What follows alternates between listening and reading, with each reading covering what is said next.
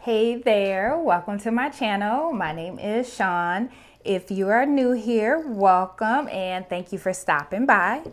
So today's video is going to be a little bit different. It's not going to be my normal DIY or crafting tutorial.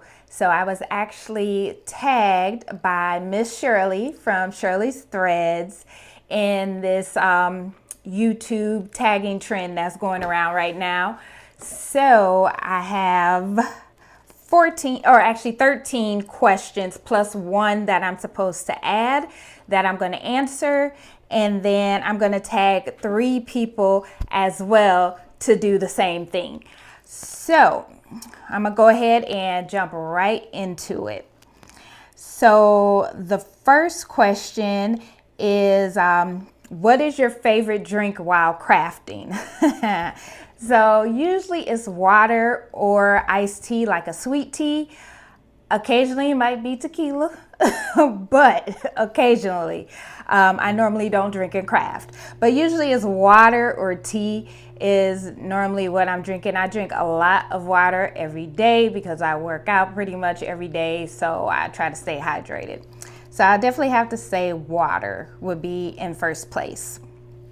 Question number 2. What is the best time to do your crafting? So for me, it really depends. I would say evening or nighttime, or like late afternoon, nighttime. I'm not a morning person at all, so that's all the way out the question, or out of the picture.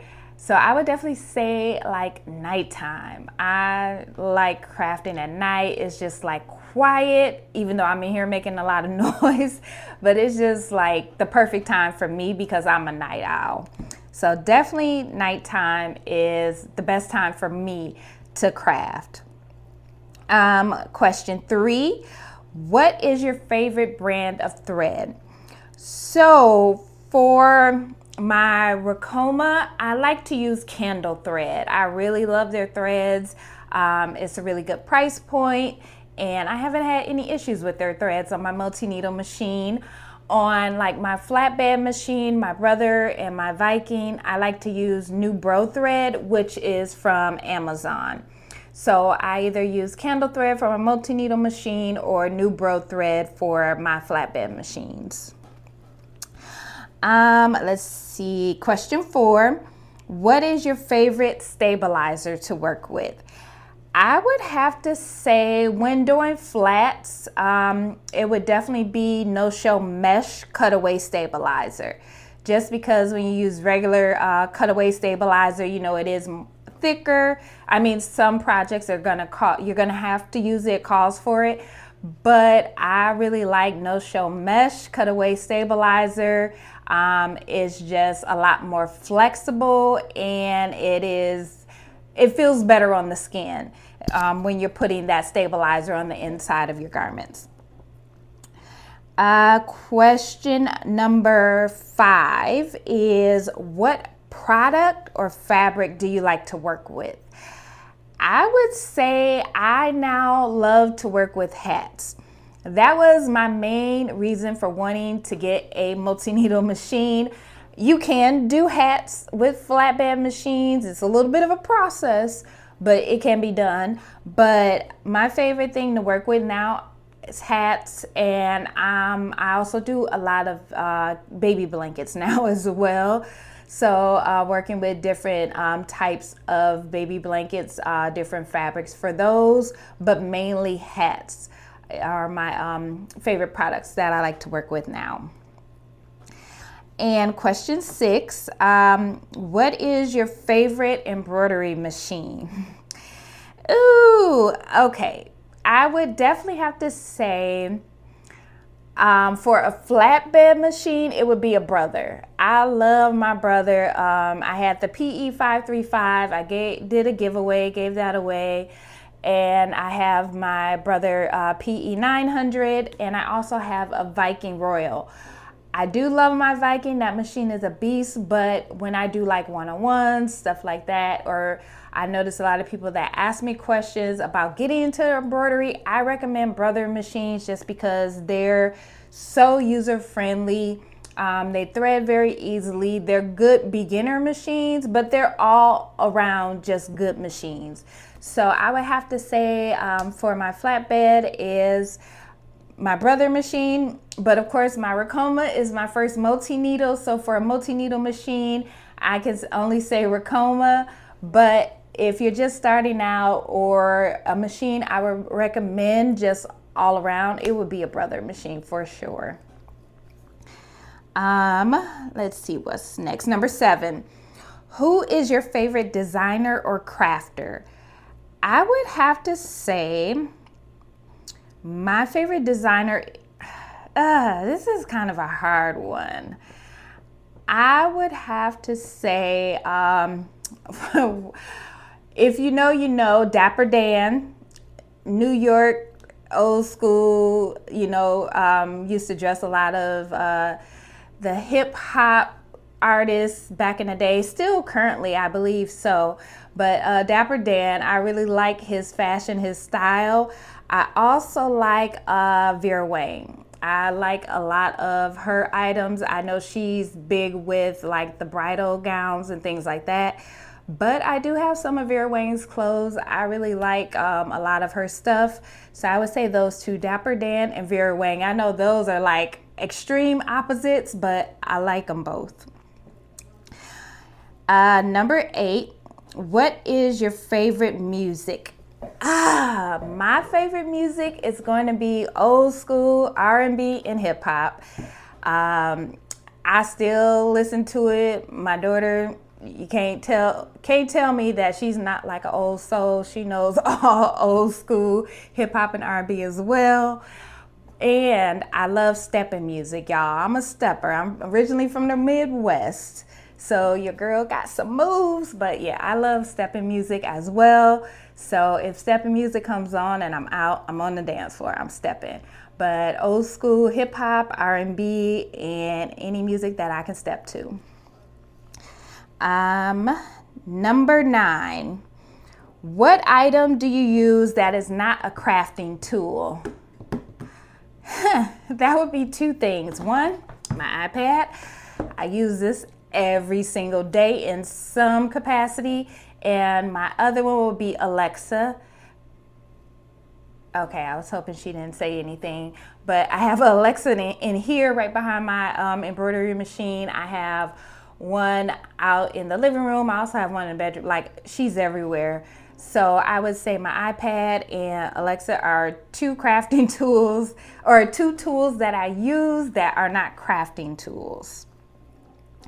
Number 10, let's see, what do you do with all of your crafting products when you're done making them?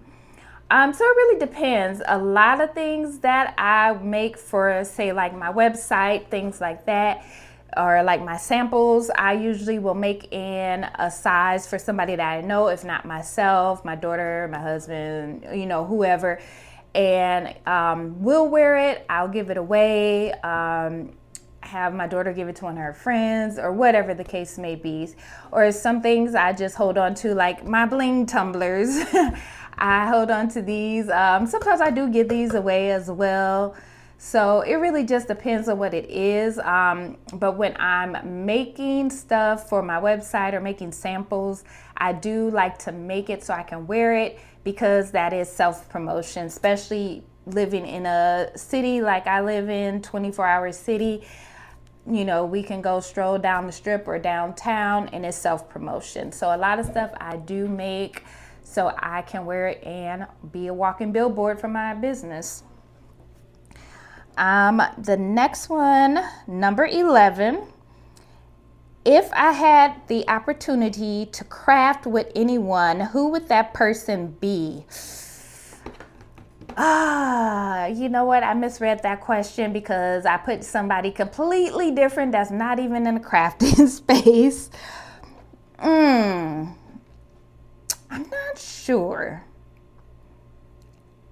I'm gonna have to come back to that one. I'll have to put that one down in the comments once I think about it. But the person that I originally put down, again, this person isn't really in the craft space. She's more fashion, beauty, food type of content creator. And that is Kim from The Chic Natural. So I started following her years ago when I switched my diet to a vegan diet. She does a lot of vegan dishes. So I was able to get a lot of ideas from her as far as making meals from scratch. And so that would be the reason that if I had the opportunity to collab with anyone, it would be her. But to craft with, who would I want to craft with? I'm not sure. I'm gonna have to get back. I'm gonna have to get back to you on that one. But once I think about it, and because there are quite a few crafters that I follow and I really like their work. So I'm gonna have to get their name and their channel name, and I'll make sure to post it and pin it in the comments after the video. So moving on to number 12, what has been the most challenging project so far? A leather vest. So I had the opportunity to do some patches, some hats, and some leather vests for a motorcycle club. And oh, the leather vest almost took me out. It almost took me out. But that was the most challenging, but I worked through it. There was a few moments where I had to like woosah, but I got through it. So that was definitely the most challenging. I learned a lot from that project alone. And now I think I got the hang of it, but yeah, that was definitely the most challenging project. I mean, more challenging than when I was learning how to do hats, like that challenging. Number 13. What advice would you give to a beginner crafter? I would say my advice would be to take your time and learn one craft at a time, or figure what it is you want to do in the craft space and then build on that. So don't feel like you have to do embroidery, you have to sew, you have to work with rhinestones, you have to do sublimation. You don't feel like you have to do everything at once. Take your time, learn one craft at a time, kind of really get the hang of it, even if you don't have to master it, but become really good at that one craft and then add on from there. Don't feel like you have to keep up with every trend that comes out or every new machine that comes out. Take your time. Do one thing at a time, figure out what you really like to do within the craft space, and then add on as time goes on. Because as we all know, crafting can be a very, very expensive hobby. So just take your time. That would be my advice to a beginner crafter. Number 14, well, this is the 14, so I have to add on a question. And then the people that I tag, they'll have to answer all these questions plus add on a question as well. So the question that I added was, what would be your dream craft machine? What machine would you love to have that you currently do not have, or that you've been eyeing for a while? For me, it would definitely be the Bling-Matic, the huge rhinestone machine that makes the transfers for you. Once you create your own templates, your designs and hotfix error, then you send it to the Bling-Matic and it makes the transfers for you. That is my dream machine. But that machine is like $30,000. That's like the price of a really nice car. So I can't see spending $30,000 on one machine unless I knew I was just gonna be making a crap ton of money. But yeah, that is my dream machine. So I keep looking at it, but have not added that sucker to cart because whew, even with payments, like I try to just pay for my machines outright. I don't like to have any payment plans or anything like that. I just like to get it and be done. So yeah, I just keep eyeing it because no, 30 grand, not happening.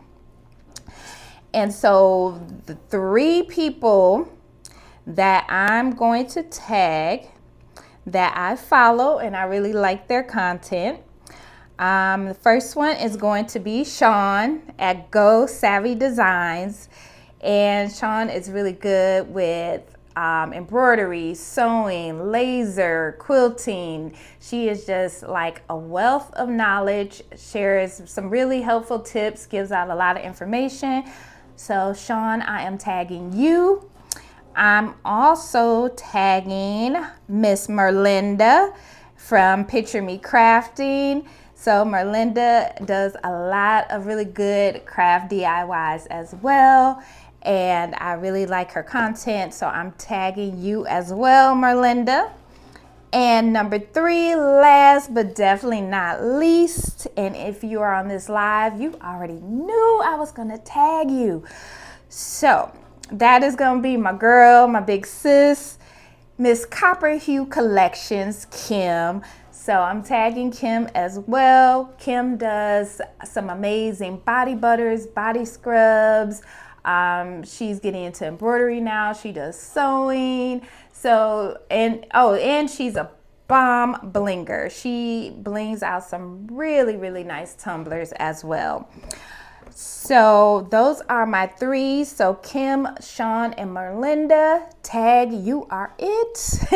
So you have to go through and answer all the questions. I'll have the questions tagged either in the comments or in the description box, so you guys can kind of just copy and paste or whatever. And then you have to create your own question after you answer these, and then tag some more people so we can keep the little trend going. But again, shout out to Miss Shirley at Shirley Threads for tagging me in this trend, this challenge, or whatever you want to call it. But I appreciate you for tagging me. Shirley has some really good content as well. I'll make sure to tag her below in the description box. She does a lot of embroidery. She gives a lot of good information. She's a very good wealth of knowledge as well in the embroidery space. So definitely check out Shirley's channel as well. But that is today's video. I do have some more tutorials coming. I just have to edit them, and then I will be posting them we'll be doing some embroidery, some rhinestone designs, and we'll also be doing some more work within Procreate, making rhinestone designs, making regular SVG tumbler designs, making planners, digital notebooks, things like that, things you can do all within inside Procreate as well. But that was today's video. Thank y'all so much for hanging out with me. Thank you again to Shirley for tagging me, and Kim, Sean, and Merlinda. And don't forget, you've been tagged, and hopefully you'll keep the trend going. So thanks so much for watching, and I will see you in the next video. Bye.